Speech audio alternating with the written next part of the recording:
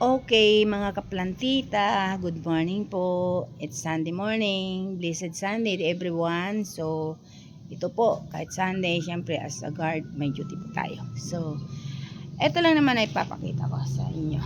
Isang halaman na pusa lang siyang tumubo talaga sa garden ko. Ito lang siya. Alam niyo po ba kung ano ito? Ito po ang tinatawag nilang pansitan. Yan. So, yung natutuwa lang ako kasi ang dami nito, ang dami tumubo sa pagipagitan ng mga halaman namin. So, kumbaga ito ay kusa lang siyang tumutubo. Pero, alam niyo ba na maganda rin po ito sa katawan ng tao? Ang gagawin lang po natin is bubunutin natin siya. Kasi pag ako talaga naglaga, kasama pati ugat. So, pag binunot po siya, hugasan po siya mabuti. Make sure na talagang malinis po bago natin siya ilalaga. Ngayon, ang paglaga po natin dito, kailangan po is, sa akin, ang ginagawa ko po para tingin ko, makuha ko po yung katas talaga ng halaman is, maglalagay ako ng 4 na baso. Tapos, ilalaga ko siya hanggang sa maging 1 glass of juice na lang yung matitira. Kumbaga, magiging 1 baso na lang po yung tubig niya. Pagkatapos nun, so, papatay natin yung kalan and then, palalamigin. Pag malamig na po siya, yun, ready na po siyang inumin.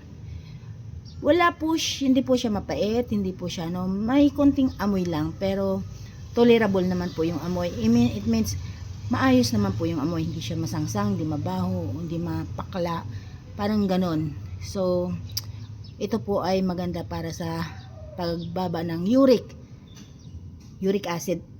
Bilang gwardiya kasi, ilang taon na rin po ako sa gwardiya, tanda na po tayo. So, minsan, sumasakit yung tuhod natin, mamaga yung sakong natin. So, ang ginagawa ko, kasi, nagpapa-blood sugar naman ako, okay naman blood sugar ko. Ang ginagawa ko, uminom ako nito. Baka inisip ko uric. Kasi hindi maiwasan ko minsan nagso-soft drinks din eh. So, uminom ako nito. Pagkainom ko nito, napapansin ko, medyo gumiginhawa yung kirot ng tuhod ko. So, pagkainom ko nung pansit-pansitan, pansin ko talaga, effective siya. Kasi, gumagaan po yung pakiramdam ng tuhod. Syempre, normal lang. Tanda na tayo, di ba? So, yun. Hanggang ngayon, ginagawa ko na siyang habit. Kasi marami naman pong kusang tumutubo na kung saan-saan lang. Lalo sa pagitan ng mga halaman. Lang po mga halaman namin. Mostly nasa paso lang po siya. Pero, ang dami pong tumutubo na kung ano-ano dyan na napapakinabangan po natin. Hindi lang po siya pandekorasyon, may mga herbal din po siyang benefits na nakukuha. Hindi po lahat yung iba po kasi ornamental plants talaga. Pero po yung iba kasi parang tulad nitong tawa-tawa, serpentina. So, more on medical benefits po yung nakukuha ng mga tao dito. At marami po sa mga empleyado namin na minsan namimitas lang. Hinahayaan ko lang po kasi bilang gwardiya at bilang may tanim, natutuwa ako na nakakatulong ako sa kanila.